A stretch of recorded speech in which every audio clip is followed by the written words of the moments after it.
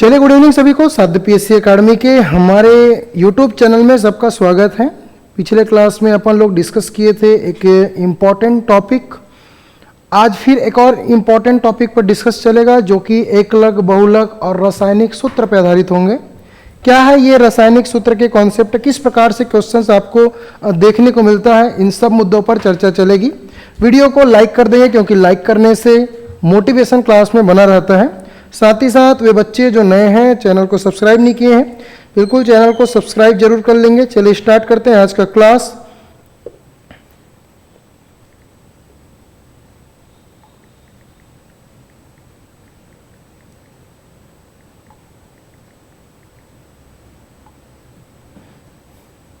चलिए, good evening सबको। Good evening भाई, जितने भी प्रतिभागी जुड़ रहे हैं सबको गुड इवनिंग।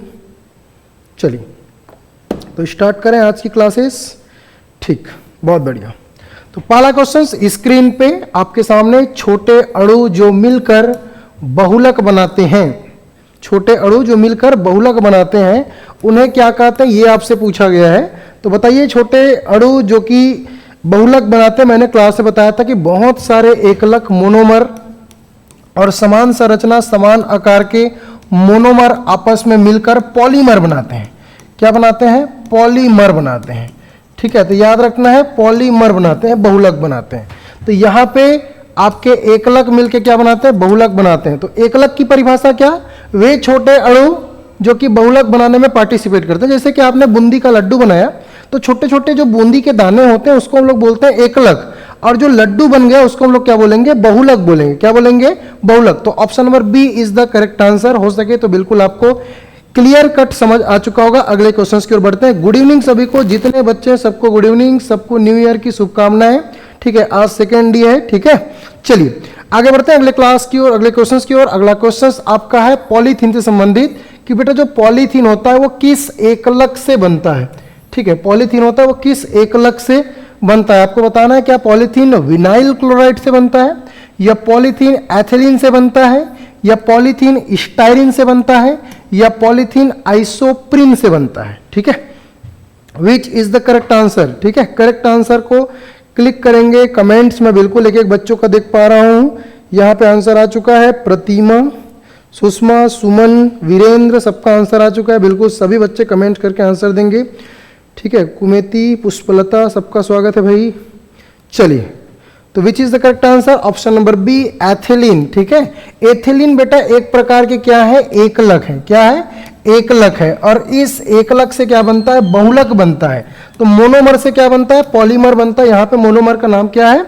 मोनोमर का नाम है एथिलीन। क्या है? एथिलीन। ठीक है, चलिए, मोनोमर का नाम क्या है? एथिलीन। ऐसे ही विनाइल क्लोराइड है, ऐसे ही स्टाइरिन है, ऐसे ही आइसोप्रीन है।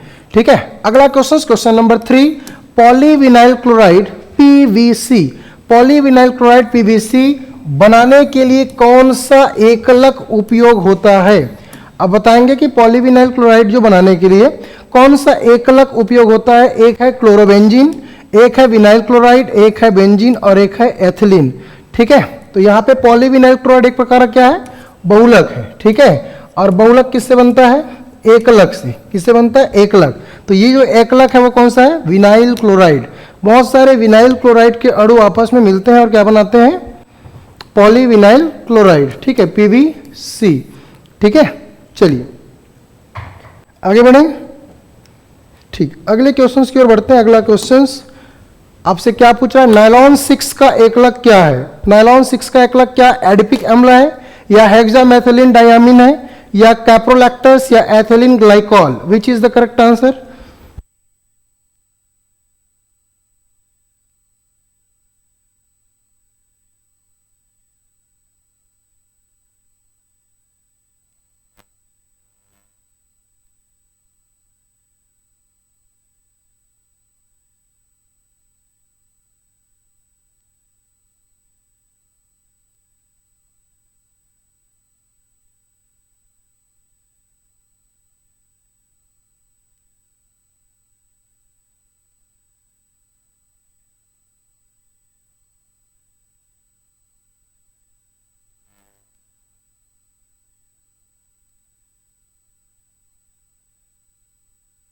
चलिए, नायलॉन 6, अच्छा,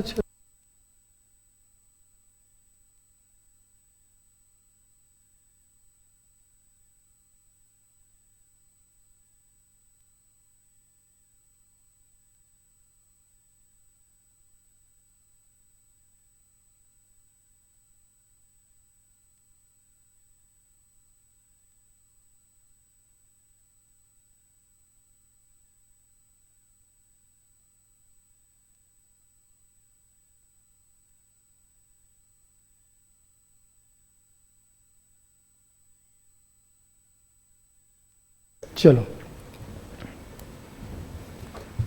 चलिए,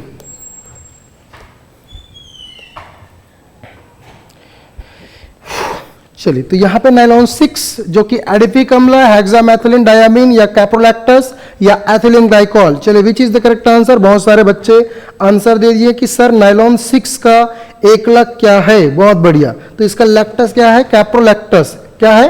कैप्रोलैक्टस। याद रखना भाई, गलती से भी गलत टिक नहीं करके आना है। कैप्रोलैक्टस एक प्रकार का आपका मोनोमर होता है और इन मोनोमर के थ्रू हम क्या बनाते हैं? नाइलॉन 6 बनाते हैं। क्या बनाते हैं? नाइलॉन 6। तो याद रखना है कैप्रोलैक्टस, option number C is the correct answer. अगले क्वेश्चंस उससे पहले बता दूं कि साध्य पीएससी एकेडमी जो अलग अलग डिपार्टमेंट के थ्रू अलग अलग जो सहायक ग्रेड 3 की भर्तियां निकली है उसके लिए स्पेशल बैच स्टार्ट किया है, जिसके थ्रू आप ज्वाइन करके अपनी तैयारियों को एक नया आयाम दे सकते हैं। तो जितने भी प्रतिभागी हैं जो सहायक ग्रेड 3, असिस्टेंट ग्रेड 3 या जो बाबू वाली पोस्ट है इसकी तैयारी करना चाहते हैं तो बिल्कुल जुड़ सकते हैं। ठीक है, ऐसे ही आपको देखने को मिलेगा मंडी उप निरीक्षक साध्य पीएससी एकेडमी की एक स्पेशल टीम के द्वारा आपको मंडी इंस्पेक्टर की तैयारी कराते हुए दिखाई देंगे, जिसका बैच कल से मतलब 1 जनवरी 2026 से शुरू हो चुका है। ये मंडी इंस्पेक्टर की बैच जो कि पूरी तरीके से व्यापम डेडिकेटेड होगा, इसकी तैयारी आप ज्वाइन करके बिल्कुल कर सकते हैं। इसमें आपको ऑनलाइन तथा ऑफलाइन क्लासेस मिलेंगी, चाहे आप तो ऑनलाइन कर सकते हैं, कहीं से भी आप ऑफलाइन कर सकते हैं। साथ ही साथ आपको क्लास के पीडीएफ नोट्स अवेलेबल होंगे। साथ ही साथ आपकी जो भी डाउट है बिल्कुल आप सीधी सीधे हैं कनेक्ट करके आप पूछ सकते हैं। ठीक है, चलिए अगला क्वेश्चन नंबर 5, पॉलीएस्टर। पॉलीएस्टर में कौन सा क्रियात्मक समूह या फंक्शनल ग्रुप पाया जाता है? ये मैंने कई बार पूछा है कि जो फंक्शनल ग्रुप होता है ना, ये भी मैंने क्लास से पढ़ाया था कि भाई पॉलीएस्टर में कौन सा फंक्शनल ग्रुप होता है। तो मैंने बहुत सारे 8 से 10 आपको फंक्शनल ग्रुप बताया है।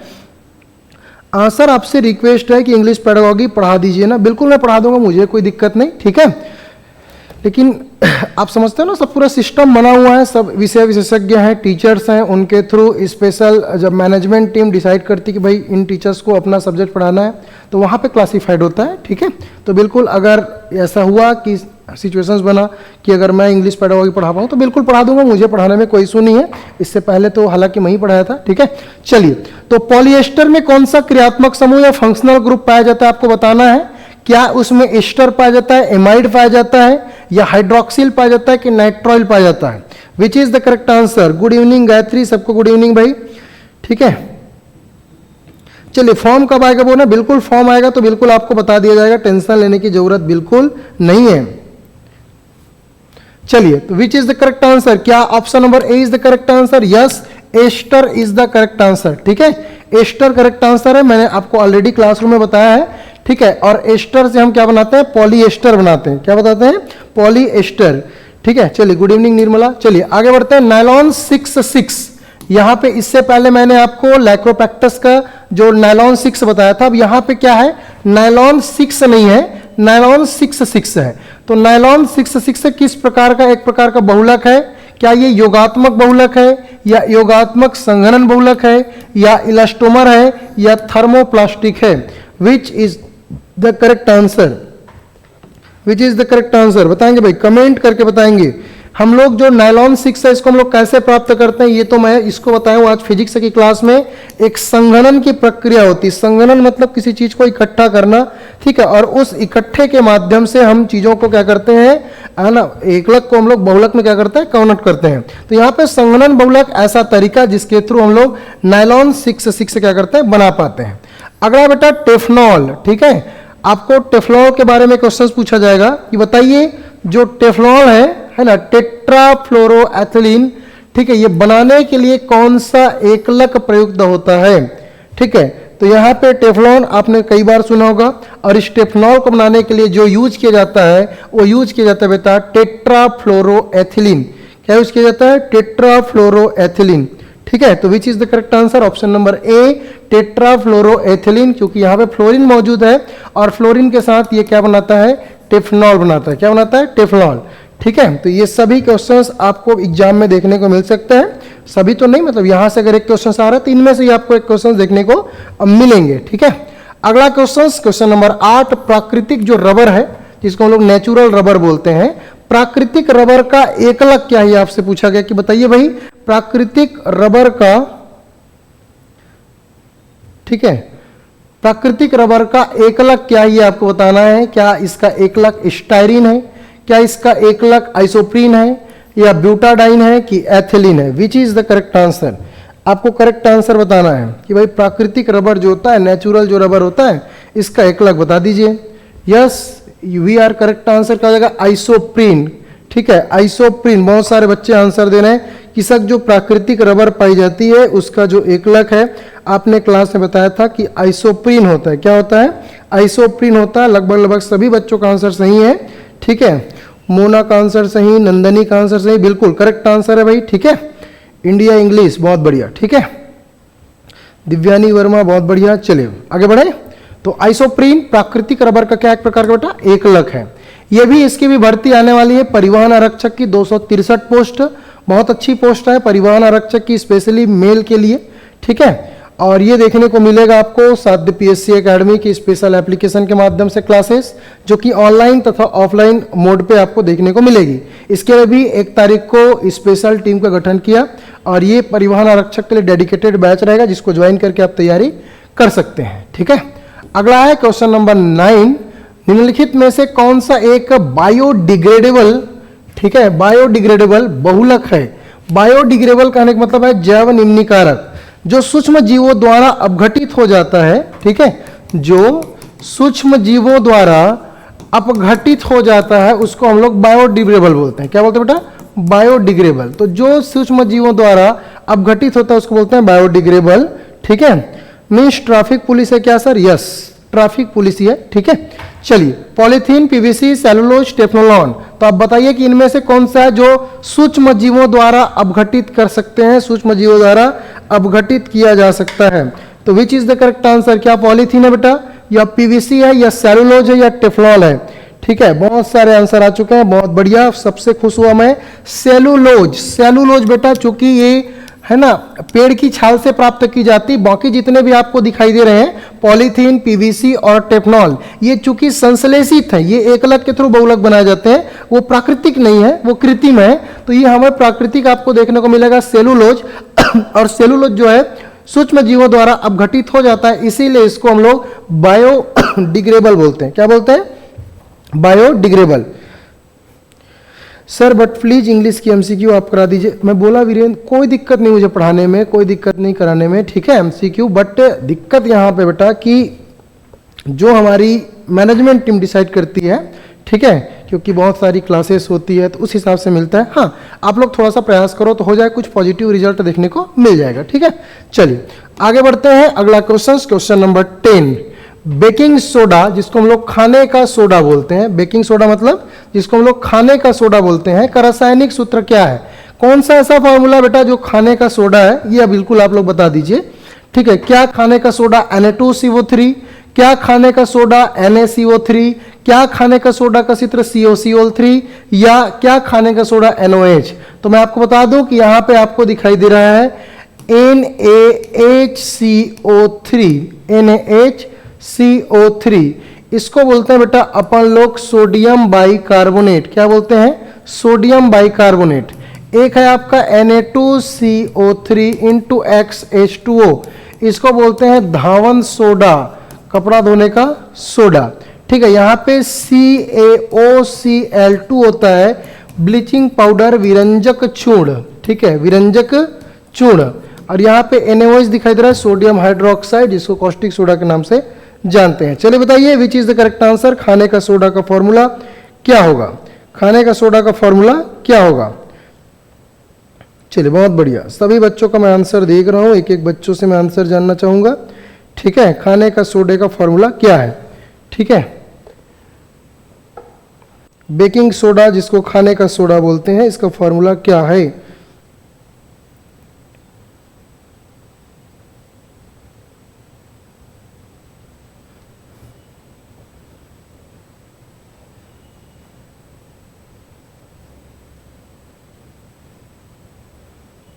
ठीक, हाँ थोड़ा सा ऑप्शन में गलती है बोल रहा, ठीक कोई दिक्कत नहीं, इसलिए तो मैं अलग से लिख दिया हूँ ना, इसीलिए अलग से लिख दिया हूँ ताकि आप लोग को दिक्कत ना हो करके, ठीक है। थोड़ा सा उसमें थोड़ा सा दिक्कत था,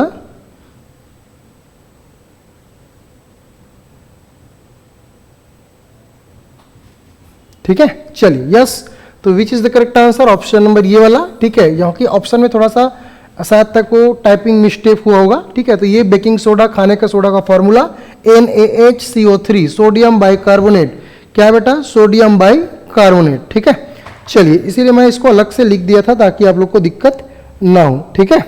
चलिए आगे बढ़ाएं, यस। चलिए चलो आगे बढ़ते हैं अगले क्वेश्चंस की ओर। अगला प्रश्न आपसे क्या पूछ रहा है, अगला प्रश्न पूछ रहा है बेटा कि बताइए विरंजक चूर्ण जिसको हम लोग बोलते हैं ब्लीचिंग पाउडर, इसका रासायनिक नाम क्या है। ब्लीचिंग पाउडर का रासायनिक नाम क्या है, ये आप लोग बता दीजिए कि ब्लीचिंग पाउडर का रासायनिक नाम क्या है।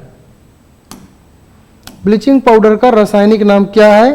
ब्लीचिंग पाउडर जिसको बोलते हैं बेटा कैल्शियम ऑक्जीक्लोराइड, कैल्शियम ऑक्जीक्लोराइड, ठीक है, या कैल्शियम हाइपोक्लोराइड, ठीक है, CaOCl2, ठीक है, जो आपको यहां पे देखने को मिल रहा है।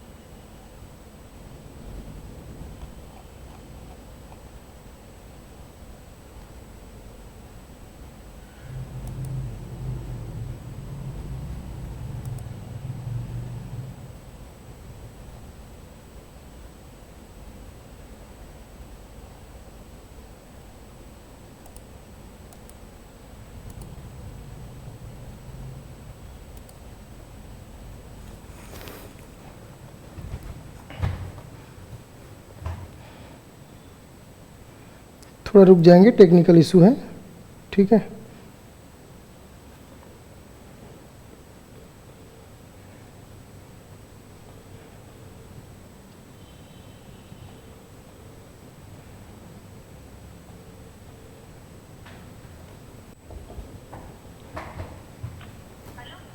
ये आओ ना, थोड़ा सा टेक्निकल इशू हो गया।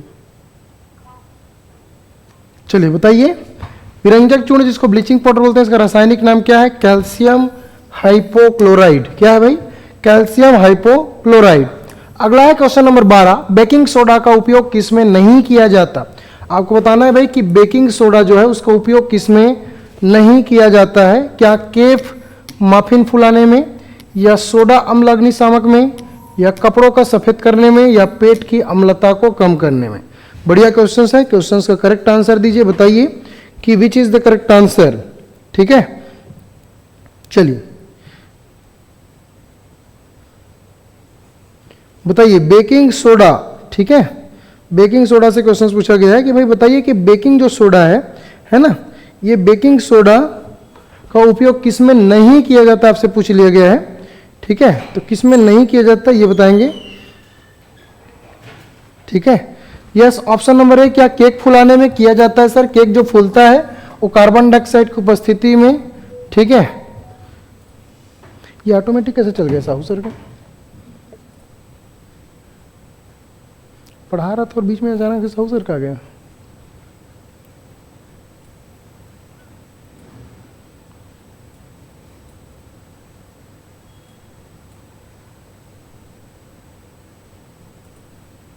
बेकिंग सोडा मतलब है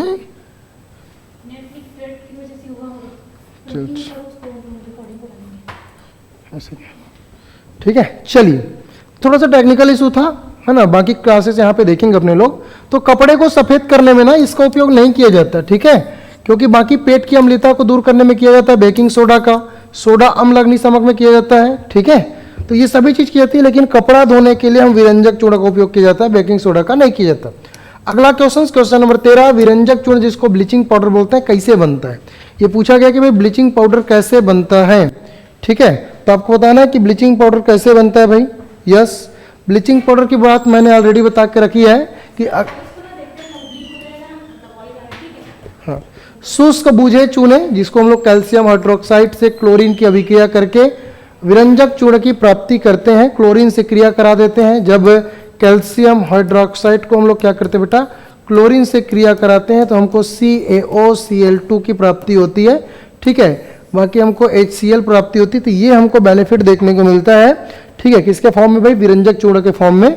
तो विरंजक चूर्ण कैसे बनता है, शुष्क बूझे चूने से। कैसे बनता है, शुष्क बूझे चूने से। अगला है बेकिंग सोडा जिसको NaHCO3 और ब्लीचिंग पाउडर बोलते हैं, के बीच मुख्य अंतर क्या है। इसके बीच आपको अंतर को बताना है कि भाई बेकिंग सोडा और जो हमारा ब्लीचिंग पाउडर है इसके बीच बेसिकली अंतर क्या देखने को मिलता है। दोनों एक ही पदार्थ है क्या, बेकिंग सोडा और ब्लीचिंग पाउडर? ऐसा तो नहीं है, क्योंकि क्लास में मैंने अलग अलग कॉन्सेप्ट बताए हैं। बेकिंग सोडा में क्लोरीन होता है, ब्लीचिंग पाउडर में नहीं होता। चलिए देखते हैं भाई कि यहाँ पे तो सही बात है, ठीक है। बेकिंग सोडा क्षारीय खमीर उठाने में मदद करता है, जबकि ब्लीचिंग पाउडर कीटाणुनाशक और विरंजक होता है। ये यहाँ पे देखेंगे कि दोनों का उपयोग एक ही कार्य के लिए होता है। चलिए सभी बच्चे कमेंट करके आंसर देंगे, विच इज द करेक्ट आंसर।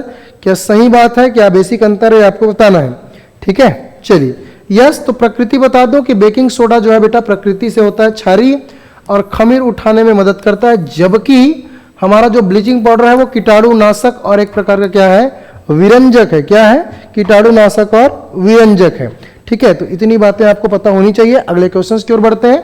उससे पहले आप सबको बता दूं कि अगर सहायक शिक्षक भर्ती की आपके रिलेटिव्स या आप स्वयं तैयारी कर रहे हैं तो हमारी ये पर्यावरण की ई बुक आपके लिए ही बनाया गया है, तो बिल्कुल इसको प्राप्त कर सकते हैं साध्य PSC एकेडमी के मोबाइल एप्लीकेशन पे जाकर, ठीक है। चलिए अगला क्वेश्चन आपकी स्क्रीन पे, क्वेश्चन नंबर 16, धोने का सोडा जिसको बोलते हैं वॉशिंग सोडा का रासायनिक सूत्र क्या है। तो बताइए कि धोने का सोडा जिसको रासायनिक सूत्र बोलते हैं, सॉरी वॉशिंग सोडा बोलते हैं, उसका रासायनिक सूत्र क्या है। तो अभी जस्ट बताया मैंने, धोने का जो सोडा होता है वो होता है Na2CO3 × 10H2O2। कई बार पूछा गया है कि Na2CO3H2O जल के कितने अणु होते हैं, तो याद रखना बेटा 10 अणु यहाँ पे प्रेजेंस होते हैं। कितने, 10 अणु प्रेजेंस होते हैं। तो धोने का सोडा का फॉर्मूला क्या है, Na2CO3 × 10H2O, और इसमें जल के अणु कितने मौजूद होते हैं पूछेंगे तो 10 अणु प्रेजेंस होते हैं। अगला क्वेश्चन नंबर 17, नीला थोथा ऐसे ही लाल थोथा, हरा थोथा, बिल्कुल मैंने क्लासरूम में बताया था। तो जो हमारा बेटा नीला थोथा है इसका रासायनिक सूत्र क्या है, zinc sulphate, iron sulphate, copper sulphate या calcium sulphate. Which is the correct answer, ठीक है, which is the correct answer, बिल्कुल आप लोग बताएंगे भाई कौन सा करेक्ट आंसर है।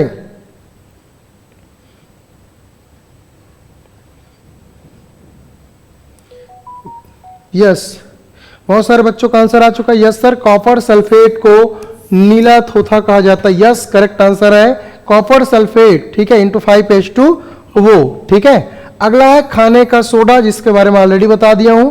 खाने का सोडा का फॉर्मूला होता है बेटा NaHCO3, NaHCO3। बाकी ऑप्शन जो कि सोडियम कार्बोनेट दिख रहा है, सोडियम कार्बोनेट में अगर हम 10 जल के अणु दिखा देंगे तो ये बन जाएगा बेटा वॉशिंग सोडा, ठीक है। क्या बन जाएगा, वॉशिंग सोडा। यहाँ पे कैल्शियम जो कार्बोनेट है ये आपको देखने को मिलेगा चूना पत्थर के रूप में, और सोडियम क्लोराइड जिसको बोल रहे हैं NaCl।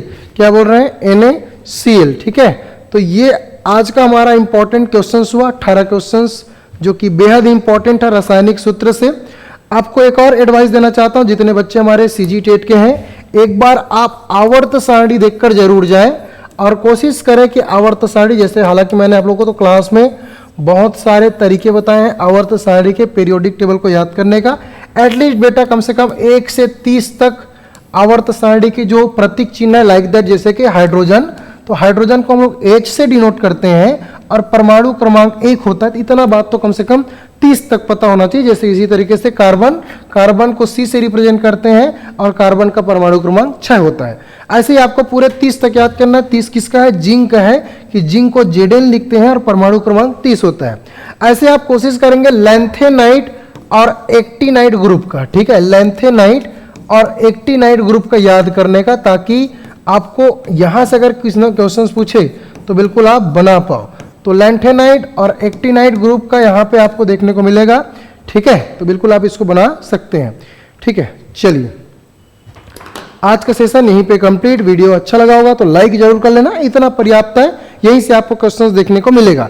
कमेंट करके आंसर देना बेटा कि जिप्सम का फार्मूला क्या होता है, ये क्लासरूम में बताया था, ठीक है। और अगर जिप्सम का फार्मूला पता है तो प्लास्टर ऑफ पेरिस का तो बिल्कुल पता होगा।